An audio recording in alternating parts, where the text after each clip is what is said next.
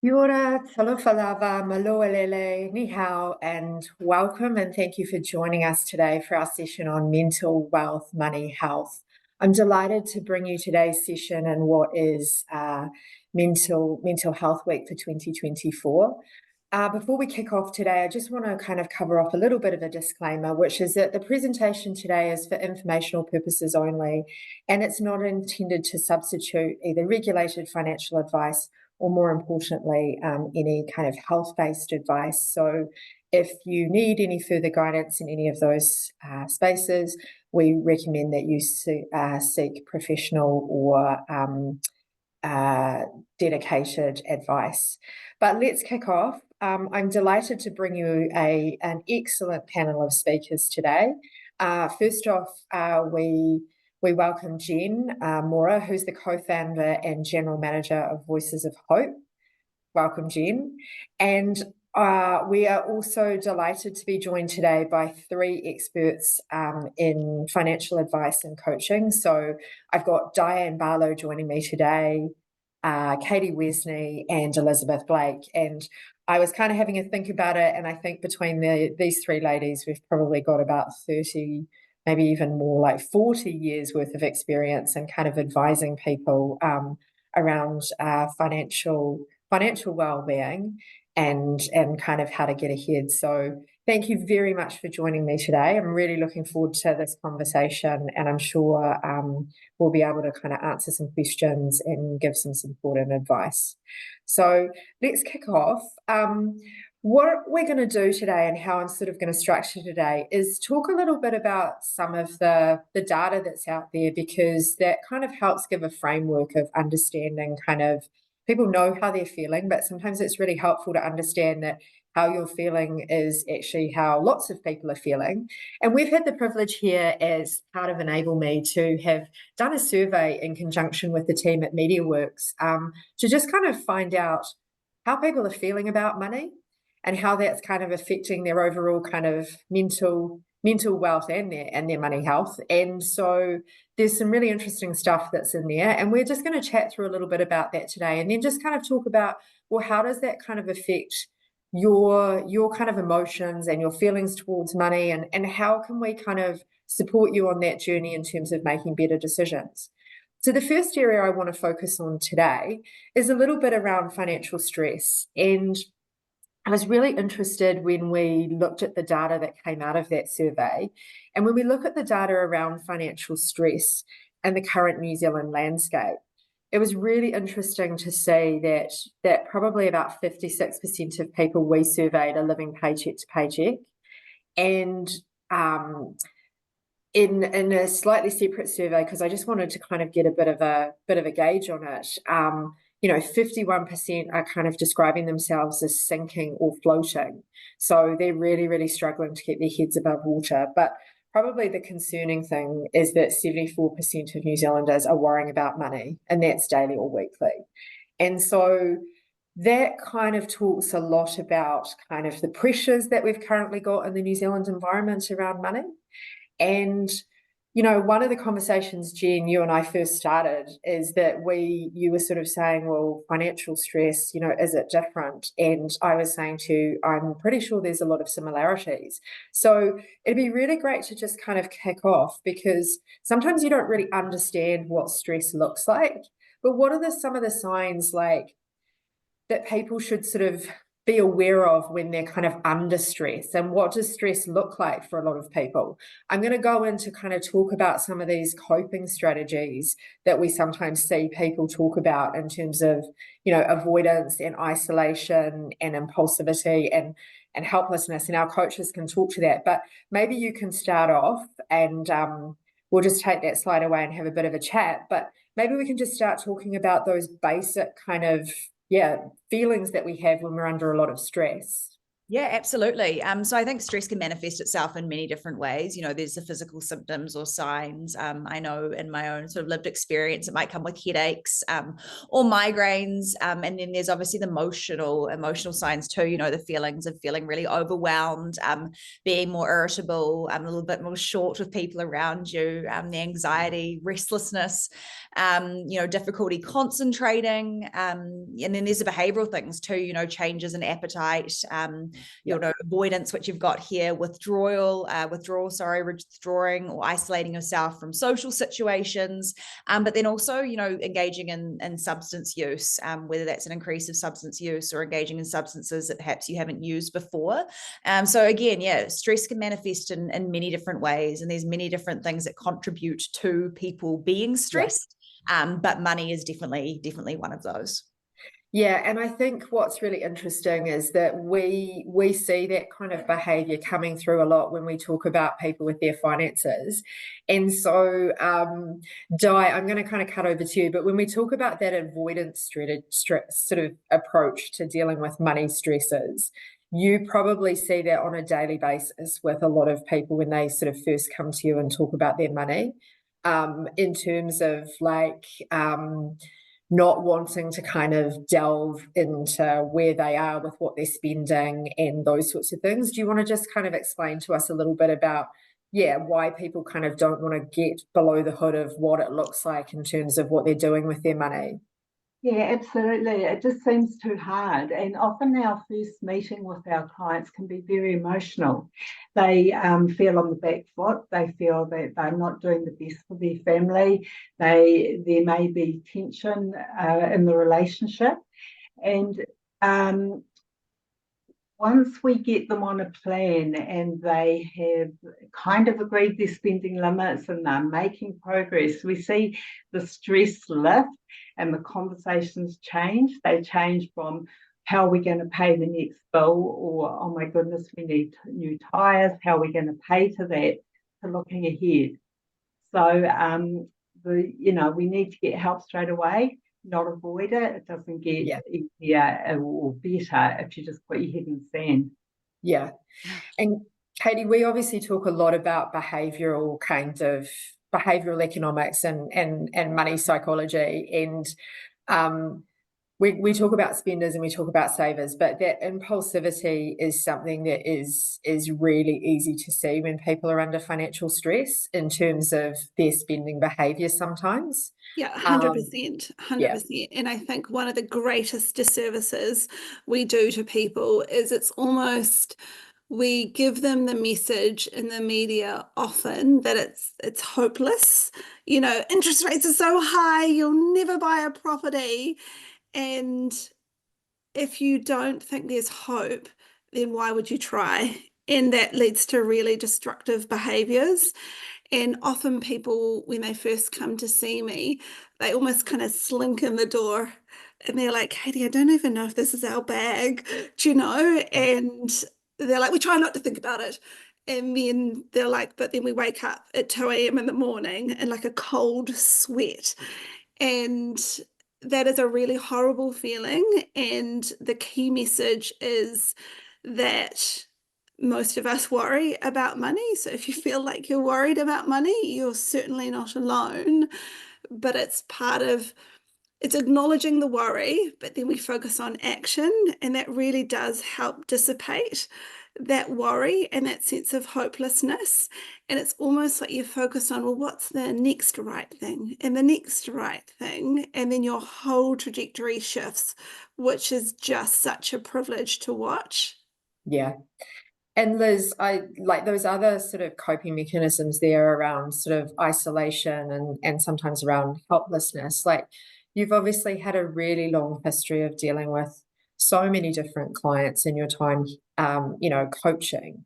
But perhaps you can kind of talk to some of the challenges that people face when they're trying to do things on their own without actually getting any sort of support and advice, whether that's from friends, family, whether it's from an advisor. Like, sometimes trying to go it alone can actually be, not finances are as something as New Zealanders, we often don't sort of feel the need to share and talk about, but I think that's sometimes some of the challenge is that isolation when we feel out of control.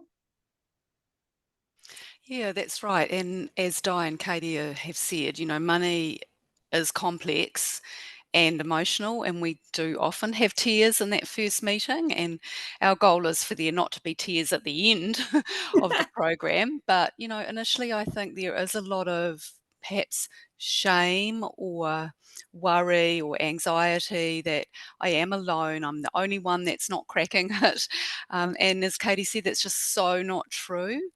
And like so many aspects of our personality, money is informed by our upbringing, our experiences as a young person with money, and the lessons that we may or may not have had from our parents. So, as you said, Carla, in this country, we don't tend to talk about money well or often enough.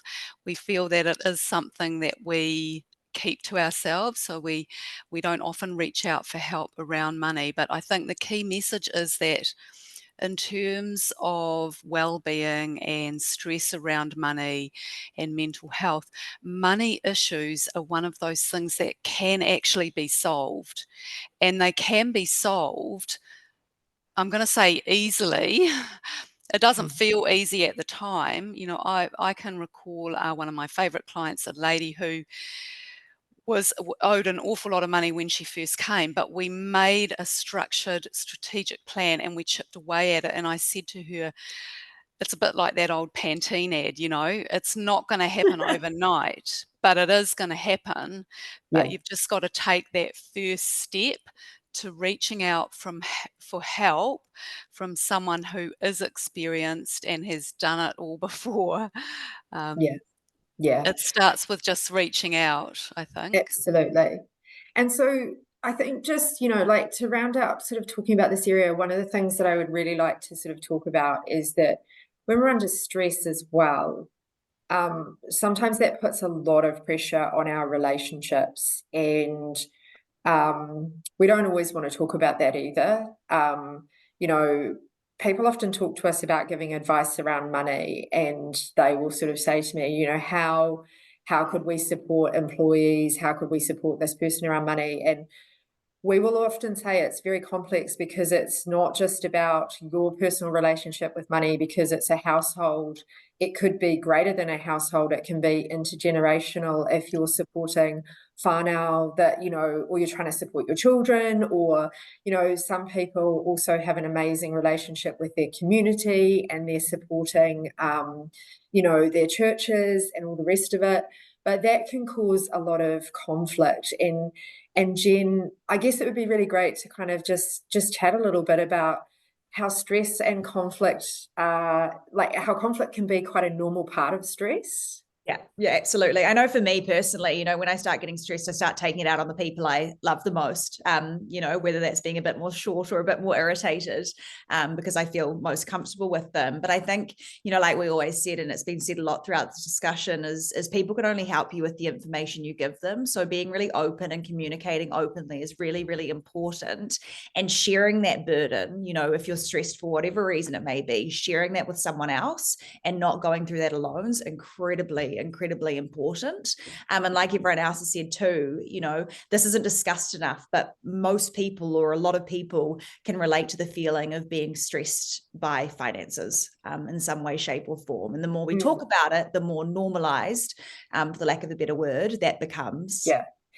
And I'm just going to kind of touch base now with the coaches, because I think and they will possibly agree with me here, but I think a lot of people, when they come and talk to someone about their finances, their perception will be that that conversation can be quite clinical, that their meeting with someone who's going to help them in that space will be very, you need to do this and that. But Katie, like when you're meeting with people, quite often those conversations actually do talk about some of these conflicts, and there's a lot that comes out in those meetings where people are actually finding out about each other and how it's affecting their relationships. Yeah, absolutely. And I think that stress is about money. It's one of the leading causes of relationship breakdowns. And again, it's just understanding, hearing people out, and making sure that you focus on, well, what works for each of you, and those got that kind of shared vision and goal is really important. And just having the ability to talk is often just so important. I think it's a really cathartic process. Often people share with us their kind of hopes and dreams, but also it almost, you get a sense of, don't you, Diane, Liz, that it's almost like they feel like they're airing their dirty laundry to you, but it's not. And we've heard it so often. And it's just, again, focusing on not what's happened, because you can't change any of that. It's, well, how do I move forward and get excited about what I can achieve into the future together? Yeah, that's beautiful. Di, Liz, is there anything you wanted to add to that and all your experience of kind of dealing with people? Like, there's Yeah, probably not much you haven't seen. yes, I think it's really important that in the plan we include people's non-negotiables. And Yeah. what I mean by that is these are the things, discretionary spend, that we spend money on that gives us joy or aligns with our values. So it may be tithing, it could be as simple as a coffee a day, it could be a summer holiday for the family. But we've got to include those things in, as well as all the normal boring bills and the mortgages, etc., so that the plan can be sustainable. And we all want to, we work hard, we want it to count for something, and we've got to feel that we're enjoying the journey. That's perfect. Yeah. So I'm going to jump onto the little next section about research and look a little bit about the current economic environment. And so when we did the survey, there was some very interesting kind of statistics in there. And so in that section, we basically sort of discovered that, you know, more people have personal debt than we've ever seen. And yeah, a lot of people are using buy now, pay later debt, which is probably of a concern. 30% of Kiwis are having to put off major life decisions due to poor finances. And obviously, you know, a quarter of respondents are describing themselves as drowning in debt. And I think what was really interesting as well is that we saw 70% of people felt like they needed to earn more to get ahead. So obviously, it's really concerning to see that a lot of people are drowning in debt. And I think, you know, this year the focus has very much been on interest rates, it's been on inflation, it's been on the cost of living. But I guess where I want to kind of start with there, Katie, is, you know, we obviously have seen a lot of debt, but what can people do to kind of control their circumstances? Because I think at the moment there's a lot of focus on things we can't control versus the things that we can control. Yeah, and I think that often we fret so much around the things we can't control. You know, we kind of really anchor ourselves to, it's like interest rates are so high, this is going to be tough, cost of living, etc. And I think having really clear goals, having a plan, and translating that to everyday actions, having structures that support you. Try not to use credit cards, because we know that they just facilitate overspend, because they're, again, really easy to spend on credit cards. And again, you focus on those tangible everyday actions, and again, quite quickly that trajectory shifts and you're ticking off those goals, which has that lovely sense of satisfaction. But also knowing that life's not linear, and we know that. I love that saying, everyone has a plan until they get punched in the face, and knowing that things will happen which will derail you, and it's making sure that you have that North Star in terms of goals, but you also make sure you protect yourself in terms of buffers, etc., to know that you can hold your line. Yeah. And Liz, obviously it's challenging when, you know, most people feel like they need to earn more to get ahead. You know, it's quite interesting to see that when I looked through all of the data, and it was a really interesting survey, most people's sort of way out is to look at at pay rises. And when we're in a market where, you know, inflation, etc., has been high and that cost of living has been high, employers haven't been able to give pay rises that have covered that cost of living and inflation. And I guess, like, what has been your experience? Like, is the way out to earn more, or is there another way to kind of improve your circumstances? Well, I think that obviously it would help to earn more, but Yeah. a lot of research suggests that the more you earn, the more you spend. So we like to say it's not about what you're earning, it's about what you don't spend and maximizing the money that you've got left over. But I think, of course, yes, it would help to earn more as long as you've got a plan to capture that extra money and have a way to be strategic with that extra money, is what I would say. So I don't think it's a panacea to just go and get a pay rise. Yeah. For some people, when we look at their situations, their spending is very modest and earning more is simply a fact of life. But it's not going to be the answer to everybody's financial stress. I think, just to go back to the comment too about working together with clients, I think one of the biggest benefits of having a coach is that if you are with slightly unaligned goals, one thing that will happen is that you, and I see this all the time, I'm sure, we all do, that just aligning your goals is one of the biggest game changers. And just having that kind of awareness about what you are spending and what small incremental changes, like Katie said, that what's the next small step that you can take in order to maximize the money that's left over. And that's where I think working with a coach and having a plan can be a bit of a game changer. Yeah. And Di, I think what's been really interesting is I kind of read a study which is that we've always had this assumption that poverty sort of exists in New Zealand, but it only exists in a certain kind of area where people are earning perhaps only a small amount of money. But perhaps the interesting thing out of the last sort of 12, 18 months has been that there are people now, and I think it's really important for us to talk about this, that are earning six-figure incomes, but they are now experiencing something that they never expected to experience because they are actually struggling to cover mortgage repayments. They're struggling to make ends meet. And so we have a situation where that is impacting people who never found themselves in that situation. And maybe you can kind of talk to a little bit about the fact that, like, these financial challenges, like, are you seeing that across a really diverse range of ages, stages, Absolutely. people? Yeah. Yeah, absolutely. And there's a lot of job uncertainty too. And a lot of people have never found themselves in this situation before. So once again, having a good plan in place, controlling what you can control, getting buffers in place. Most of us do push for about 15% of our income. So if we can capture that and put that to good use, that's going to help as well. But yeah, it's tough out there for a lot of people who've never experienced this before. Yeah.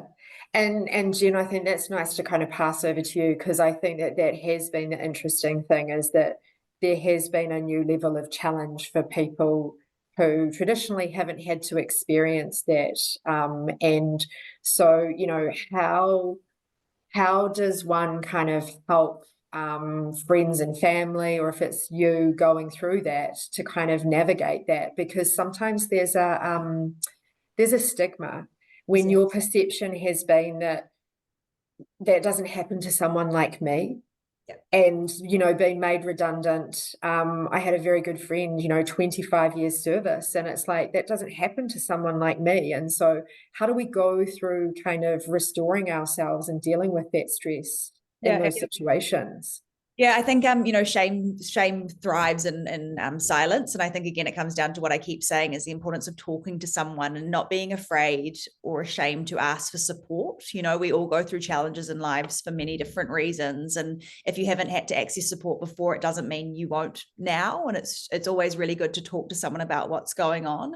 I think in terms of sort of friends and family supporting others, the best advice we always give is just be there to listen. To share, perhaps some of your own challenges, because that humanizes it and it role models the behavior of speaking up and being vulnerable. But also as a friend, just checking in and asking people how they are going and encouraging them to seek the support that they need and deserve. So yeah, my biggest message, my one takeaway from today would definitely be speak up and know that you don't have to do this alone, and that you're most definitely not the only person that is going through what you're going through. Absolutely. And the other thing I was just going to ask you about quickly is that obviously one of those stats that was really interesting is that, a third of people are having to put off major life decisions. And so you're seeing people having to delay.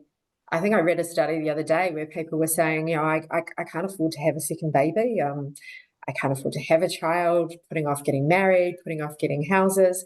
Like how can you help yourself kind of reconcile where you have a goal you want to have, but you can't quite get there? Because sometimes that causes a lot of stress and anguish and mental kind of, we're told to kind of build goals in life and reach for the stars, but how do you work through that dissonance? Yeah, I think it can be really hard as well when you're comparing people, in similar age groups or your friends and seeing what they're able to do. Everyone's obviously in different stages and has different financial, opportunities. I think for me, and it's probably going to sound quite cliche, but self-care is so important, practicing being really kind to yourself and making sure that you're filling your life and in areas of your life with doing things that fill your cup, even if it's for 5 minutes a day, stepping outside and getting some fresh air is incredibly important. And again, just not knowing that you're not the only one that is that's going through that is really, really key.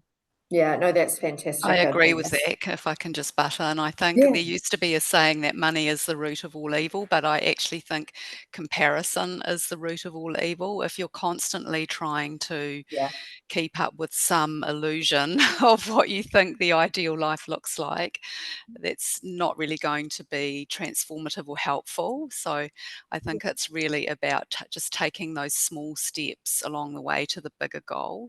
Yeah, I think that's brilliant. Yeah, and we can confirm the Joneses are broke. So you're comparing yourself with smoke and mirrors. So we're good. We're good. You are not. You are fine. You are fine. I think also one last thing that I'll add to that, I think, you've all talked about breaking down and still working towards your big goal, but making it manageable. And I really liked, I think, Katie, you said it, not losing sight of that hope, not throwing all your dreams and goals out of the window. I think it's really important to still have stuff to work towards. Yeah. It may take longer, but it's not that all hope's lost. Yeah, I love that. Yeah, totally. And I always say to my clients, because sometimes you can almost, Jen, and you'll see this as well, kind of almost catastrophize a little bit. Like you're here and you've taken yourself all the way down there and it's going to be terrible and you're never going to get another job, or, if you're made redundant. But we always say to our clients, just be where your feet are. Just be where your feet are. And we just take deep breaths and we're going to focus on that one next thing, and that might be just going for a walk, just sitting down, writing a list of what you're grateful for, because there is always stuff to be grateful for. And sometimes you've just got to, that's what we focus on. We focus what we want, not what we don't want. Does that make sense? Absolutely. Yeah. So were you going to say something? No, sorry, I thought we interrupted you. I think that's such a good point, because I remember going through some very challenging times myself and saying to a coach that I was working with, this isn't the future I had planned. And the response was, but this is so cool because we get to plan a new future. And that's the challenge about how we reframe the new landscape. And as Katie and Liz have both pointed out, you can get very fixated on what was going to be, but it's just if we can look at things from a different perspective, it opens up all sorts of opportunities. So that's a really great segue into actually talking about planning for the future, which is just another area that I want to touch on a little bit. One of the areas that we kind of looked on in the study that we did was, what does the landscape look like for the future? And so it was really interesting because 65% of New Zealanders aren't on track to be able to afford a comfortable retirement. And about a fifth of them had, less than $10,000 in their KiwiSaver. But a lot of people were relying on KiwiSaver to fund their retirement. And I think it's really interesting because, we are talking about kind of money health and your mental wealth, and retirement's really interesting because when we talk about avoidance, etc., and stress, we see a lot of people who are getting very close to retirement, and it causes a huge amount of stress. And everyone starts with the focus on money, but that's only really just where it begins, because so much changes at retirement. But really, we avoid having the conversation around retirement because it's so big. And so, Di, you've obviously worked with a number of clients, preparing for that retirement journey. And what's some of the challenges that you see in terms of people when they start to think about retirement? Well, I think for many years we are caught up bringing up kids. Life is busy, isn't it? And it's not till kind of middle 50s that all of a sudden, early 50s, middle 50s, we start to put our head up and think about the future. So once again, if we can get some of those strategies in place and not avoid it, it's not about waiting till your mortgage is paid off. There's things we can do concurrently, or to get in a better position going forward. Yeah. And there is a lot of pressure on parents, or parents want to help their kids, but it's really about oxygen mask on first, get yourself sorted, and that will open up opportunities for you to help your community, your kids, extended family, etc. Yeah. Yeah. Yeah, no, that's really good advice. And Katie, you can probably talk to that because you work with a number of people who've got kids that they're trying to get through university and do all of these things. And parents these days are very focused on raising their children and educating their children. But where does that kind of sit in terms of your own retirement and looking after yourself? Yeah, so I've got 3 kiddies, but I always say universal message to all of my clients is, in terms of, they always ask me, how can I help my kids? I'm like, can we please just sort you out? That will give you more ability to help them. But more importantly, you teach them the rules of the game, and then they just do what you do. So again, I love that analogy, oxygen mask on first, and then you're able to support other people more. It's just so important, and particularly important for women who are naturally givers. But again, it's we've got to protect you and make sure that you live your version of a best life as well. And I think that that's a really nice segue, actually, because it's still a real challenge, and I think it's something that we have to acknowledge. But women, Maori, Pacifica, there's still a massive differential in terms of that retirement preparation and that gap. And I think it's an area that we really want to kind of invest in and kind of think about how we can educate and prepare people. And Liz, you've obviously had a number of clients in your time and dealt with a number of women who've gone through separation, divorce. You yourself have reestablished yourself. And so what are some of the things that we need to be thinking about as women as we kind of take career gaps and all of that to kind of prepare ourselves for the future? Yes, I think that a lot of the women that I have worked with who have been through separation, and also some men as well, it's not always just the women, but often it's that feeling of being alone and being not quite sure how to pick yourself up and dust yourself off. And so it's working with a coach that can set out what the new goals, what the pathway is.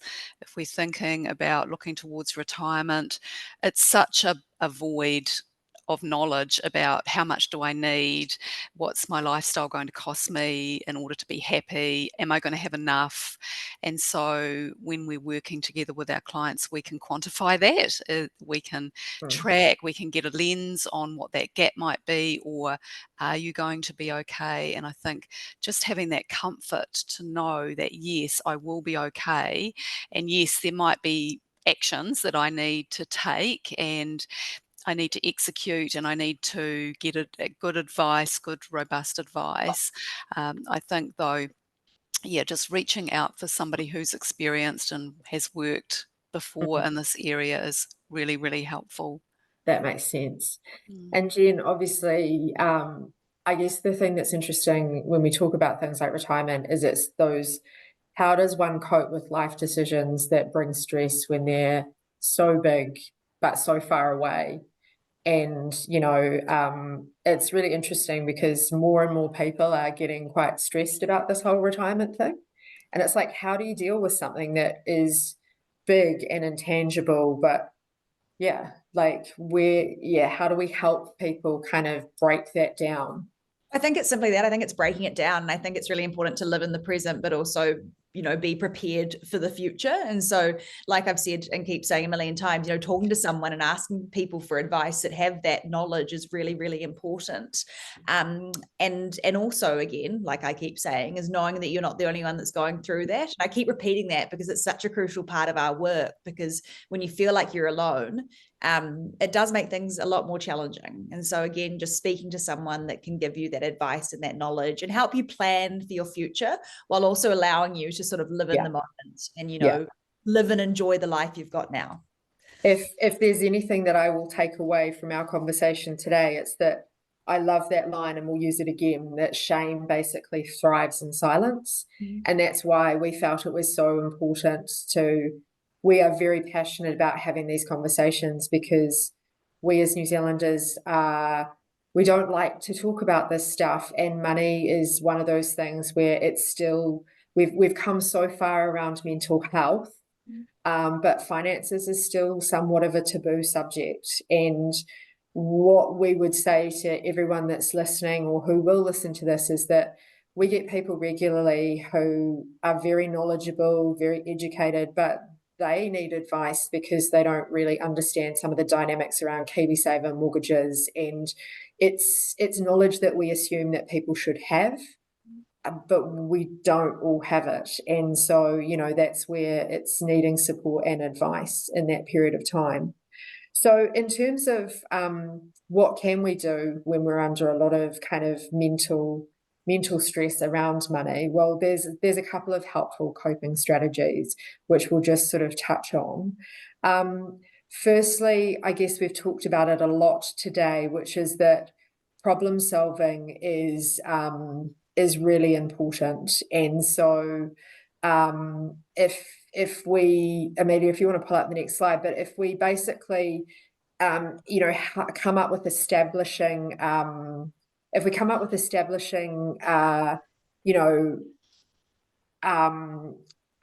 like a goal and a plan, then that's going to be very, very helpful, because as soon as you've got a goal and a plan, then you've got somewhere to kind of go with it. We've also touched on today about that importance of emotional regulation. So I think a couple of the speakers today have mentioned that we have to focus on the things that we can control and accept the things that we can't change. A lot of the stuff around stress, like Jen, you've talked a lot about those visceral kind of responses. But what becomes really hard is that to make a lot of decisions around finances requires a really logical brain, and that's really hard to make logical decisions when you're under stress. And so when we can work out what we can control and can't control, that's ideal. Then we obviously need to kind of think about, how we set priorities, and what we can and can't focus on, and then obviously seeking support. So in terms of when we work with clients, Katie, I'll just cut over to you. When you sort of sit down with them and work through that problem solving and prioritizing, how do you kind of work through kind of identifying those goals and setting them, identifying what to work on and what to kind of put to one side when you're in a moment of quite a bit of financial stress? Yeah, I love to spend a lot of time really listening to my clients. You might have gleaned so far that I quite like to talk, so I really have to concentrate on shutting up because Yeah. often you actually know the answer, you know what's important. It's just you need that space to feel heard. And again, to kind of course correct and focus on what you know is important. So we spend a lot of time focusing on that kind of vision or goal for the future. You know, that's lovely to kind of almost blank page it and go, what do you want for your life? And then figuring out, well, what are the obstacles do you think that are keeping you from those goals? And then we unpack, well, how to overcome those obstacles and let's get you back on track again. And Di, how important is it to celebrate success, no matter how small? Very much. Even small wins, it's motivating and it encourages you to keep going and set another goal. I think it's a bit addictive. It is addictive. Yeah. And Liz, you've coached thousands of clients, and I guess the question I'd sort of say to you is that in terms of kind of being able to help people kind of focus on what they can control, I guess, how do you help people hone in that shutting out the noise and, just focusing on the key things that they need to focus on? Is it by just focusing on one or two goals at a time? Yes, I think that is part of it. And I do like when Katie mentioned, it's the be where your feet are. It's Yeah. being grounded.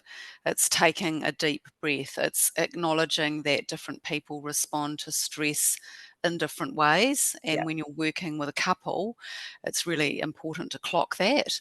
And I try to make it win-win-win. So I'm listening to their points of view and what's important to them, and again, what the obstacles are, but trying to find a solution that really speaks to each party. So it's got to be one for me as well, because I want them to get ahead in the way that we've predicted they will. So there's got to be that kind of win there where we're just inching forward towards that next small step. But it's also really important to listen to each party and understand how they're coming at the problem and trying to find a solution that really speaks to what's important to them as well. Yeah. And Jen, to round out with you, you've obviously said that a lot of the coping strategies are around, not staying in silence and also asking for help. Yeah, absolutely. And I think, like you've all said, focusing on what you can control as opposed to what you can't control. And actually, it was brought up before, sort of that gratitude. I think we all have something to be grateful for. And when things feel really overwhelming, it can be hard to notice anything, but really kind of stopping and thinking about that can make a world of difference too. Yeah, fantastic. So obviously it's been fantastic to talk to you all today. We are just going to tell you a little bit about the fact that in the next couple of weeks we will be releasing a new product around kind of helping people in this space in terms of getting more money fit. And so the idea around Money Fit is trying to take all of this body of knowledge and information and experience that these coaches have had over, the last 15 years working at Enable Me, and basically provide those tools and knowledge to help people get on track in terms of education and tracking their spending and kind of being in mind and in contact with the community. Because as you can see, it makes a huge difference when you're surrounded with a like-minded group of people. And so in essence, we'll send out an email at the end of all of this. And, in the future, if you feel there's something that we can do to help you, we're really passionate about helping more people kind of get ahead. The purpose of today was to tell you really that you're not alone, that money stress is hitting people in all areas of New Zealand. And basically, I think I can't say it any better than Jen did, which is that shame is basically, it's going to thrive in silence and you have to ask for help. And our experience has been that, in scenarios where you're under a lot of stress, getting the right help makes a huge difference. And asking for help sooner rather than later makes a huge difference too. if you're struggling to pay bills and you're in a huge amount of debt, then talking to people in advance is definitely the way forward. So I want to thank all of our speakers for today. We really appreciate your time. Thank you everyone for joining us, and we look forward to catching up with you all soon.